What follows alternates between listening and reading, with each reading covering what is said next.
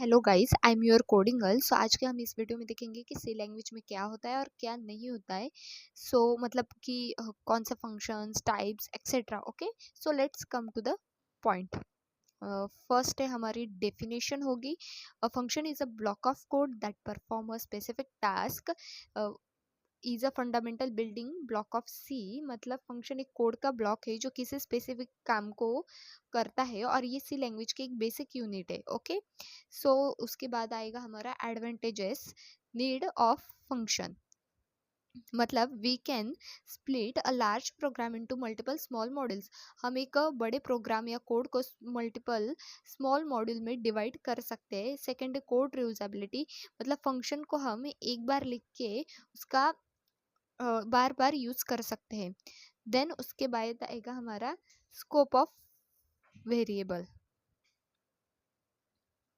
The scope of variables refers to the context within which a variable is defined and can be accessed or modified in a program. Understanding the scope is critical for managing variable effectively and avoiding errors in the code.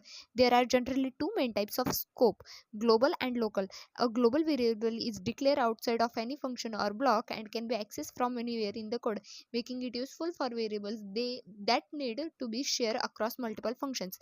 मतलब scope of variable मतलब means कि variable को declare और define करने के बाद कहाँ कहाँ पर उसकी वैल्यू पड़ सकती है। अगर हमने किसी फंक्शन के अंदर कोई वेरिएबल एक्स डिफाइन किया है तो उस फंक्शन के अंदर कहीं भी उस वेरिएबल को रीड राइट कर सकते, पर किसी अन्य फंक्शंस के अंदर नहीं कर सकते।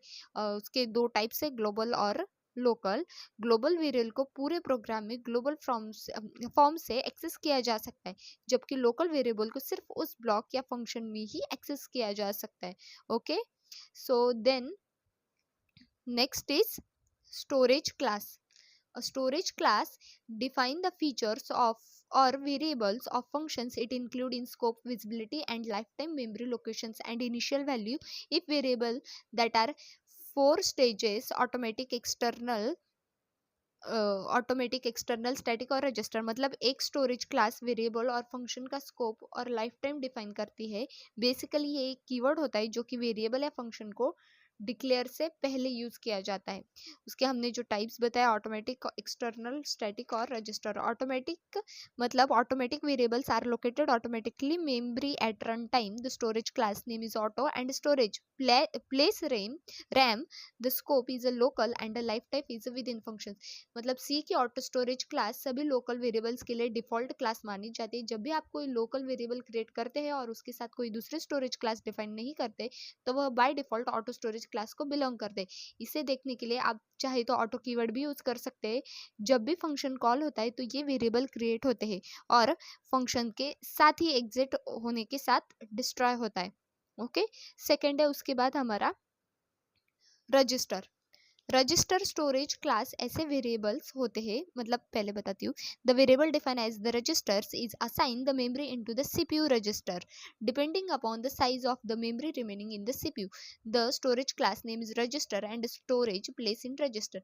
मतलब रजिस्टर स्टोरेज क्लास ऐसे वेरिएबल्स डिक्लेयर करने के लिए यूज किए जाते हैं जिन्हें आप रैम की जगह रजिस्टर में स्टोर करवाना चाहते हैं. ये अक्सर ऐसा फास्ट डेटा एक्सेस के लिए किया जाता है. Third is static. Static, the variable defined as a static specifier can hold their values between the multiple functions called the same. Static variable can be assigned on the one time but can be declared many times. The static variable has a default value. The storage class name is static and storage place is RAM. मतलब storage class compiler को बताती है कि variable programme के and तक consistent रहेगा. यहाँ पर कंसिस्टेंस का मतलब, मेरा मतलब है कि वेरिएबल बार बार डिस्ट्रॉय नहीं होगा. एग्जाम्पल फॉर कि आपने फंक्शंस के अंदर वेरिएबल क्रिएट किया है, जब भी आप इस फंक्शन को कॉल करते हैं तो ये वेरिएबल क्रिएट होता है और फंक्शंस के एंड होने के साथ ही डिस्ट्रॉय हो जाता है. उसके बाद आएगा हमारा extern. The external storage class is used to tell the compiler that the variable extend is a declare. Within the external linkage, the variable design assign and external are not located any memory. मतलब external storage क्या बताती है कि बहुत बार ऐसा होता है कि आप किसी बड़े प्रोजेक्ट पर काम कर रहे हैं, पर आप एक से ज़्यादा प्रोग्राम फाइल को हैंडल करना पड़ता है। ऐसे सिचुएशन में एक्सटर्नल स्टोरेज क्लास बहुत हेल्प करते हैं। बेसिकली एक्सटर्नल कीवर्ड कंपाइलर को बताते हैं कि ये वेरिएबल पहले ही किसी क्लास में क्रिएट किया जा चुका है और आप ये इसे प्रोग्राम फाइल में यूज करने वाले हैं।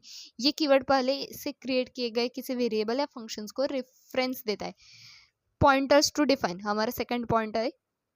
In C programming, a pointer is a variable that store the memory address of another variable. Pointer are important because they allow you to manipulate data in the computer memory, which can improve performance and reduce codes. मतलब C programming में pointer एक variable होता है जो किसी memory address को point करता है। पॉइंटर के जरिए किसी वेरिएबल की मेमोरी को एक्सेस किया जा सकता है और उसके एड्रेस को मैनिपुलेट किया जा सकता है। पॉइंटर किसी दूसरे वेरिएबल्स का एड्रेस रखता है जिसका डेटा टाइप वही होता है। पॉइंटर के जरिए दूसरे वेरिएबल्स का एड्रेस रखता है जिसका डेटा टाइप भी वही होता है। समझा आप?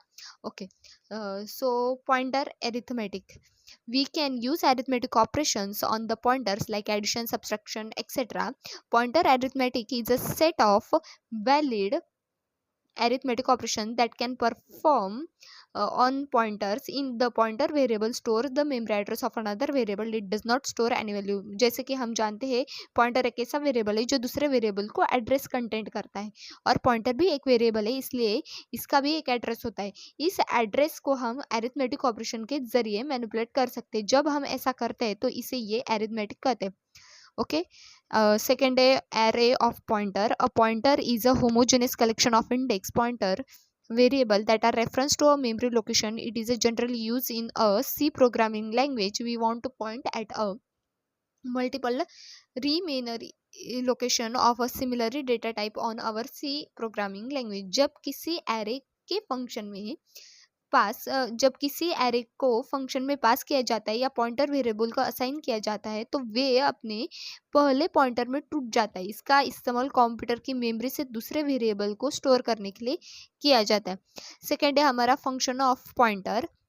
Okay, in function pointer is a variable that store the address of a function. In program is a memory. The program can pass them as argument. The function pointer enhance the code's readability. You can access many identical functions using a single line of code.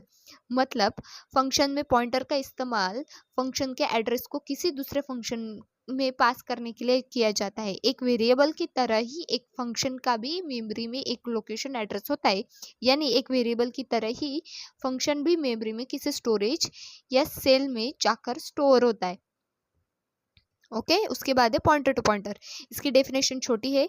Pointer to pointer also known as a double point is a variable in C that store the address of another pointer.